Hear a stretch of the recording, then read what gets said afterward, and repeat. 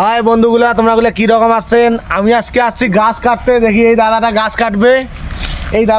কাটবে, গাছে এই যে রশি ঢেলাবে, কীভাবে রশি ঢেলে ফাঁসার পরে কীভাবে চড়ে আমি তোমাদেরকে সব কিছু দেখাবো। আমাদের ভিডিওটার সাথে থাকুন আপনারা। দেখতে পাচ্ছেন বন্ধুরা, রশিটা উপরে ডালের মধ্যে ফাঁসা দিল। এখন এই যে মোটা রশিটা বাঁধি দিতেছে। দেখতেই পারতেছেন দাদারা গছ চড়তেছে, গছের মধ্যে চড়তেছে। চড়ে যে ঠ্যালগুলো যে আছে ঠ্যালগুলো ঝুড়ে দিবে। ঝুড়ে দেওয়ার পরে এখন গছটা চড়া হয়ে গেল। এখন এই দাদাটাকে দেখতে পাচ্ছেন গছের উপরে চড়া হয়ে গেছে। এখন ডালগুলো ঝুড়তেছে।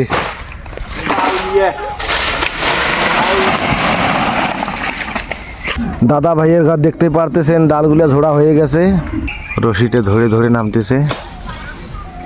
দেখো এই দাদাটা কত পরিশ্রম করে, কত রিক্সের উপরে গছের উপরে চড়িয়া গছের মোটা ঠেলটা কাটতেছে।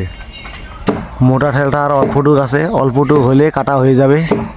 ঠেলটা ভাই এত মোটা, কাটতে কাটতে মোটামুটি কমসে কম হলো 10 মিনিট লেগে গেল ওই ঠেলটা কাটতে। ভাই আমি তোমাদেরকে দেখাচ্ছি, দেখতেই পারতেছেন অনেকক্ষণ ধরে কাটতেছে, কিন্তু কাটা তাও হচ্ছে না। ঠেলটা মোটা আছে তার জন্য তাড়াতাড়ি কাটা হচ্ছে না। অনেক কষ্টের উপরে এই কাজগুলো করতে হয় ভাই। এই কাজগুলো কত রিক্সে, দেখো চড়ি কাজ করতেছে। দেখো ঠেলটা পড়ে গেল, দেখো কাটা হয়ে গেল। আমাকে তো ভয় লেগে গেছে, আমার পাশেই পড়ছে ঠেলটা। ভাই আমাকে খুবই ভয় লাগছে। দেখতেই পারতেছেন দাদা ভাইয়ের ঘর গছের ছোট বড় সমস্ত ডাল কাটা শেষ। এখন দাদারা নিচে নামতেছে। নিচে নামে কী করে তোমাদেরকে আমি দেখাবো। ঠেলগুলো দেখতে পারতেছেন গছের গোড় থেকে ওইদিকে টাইনে নিয়ে যাইতেছে।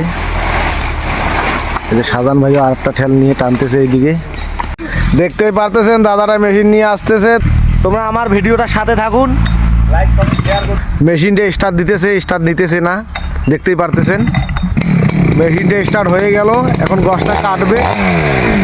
দেখতেই পারতেছেন গছের মধ্যে মেশিনটা লাগাইলো।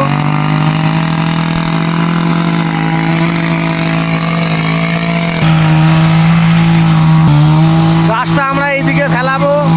দেখতেই পারতেছেন আমাদের সাজান ভাইকে, হাসানুর ভাইকে, বিলাল ভাইকে, এরা রশি টাইনে ধরে আছে। গছটা এইদিকে টাইনে ফেলাইতে হবে। গছটা কাটা হয়ে গেল ভাই, দেখতে পাচ্ছেন গছটা পড়তেছে সুন্দরভাবে। গছটা আমরা ফেলাইলাম। দেখতেই পারতেছেন ভাই গছটা কাটা হয়ে গেল। ভিডিওটা যদি ভালো লাগে লাইক শেয়ার কমেন্ট করে পাশে থাকবেন। তোমাদের জন্য আমি নতুন নতুন ভিডিও নিয়ে আসার জন্য চেষ্টা করব।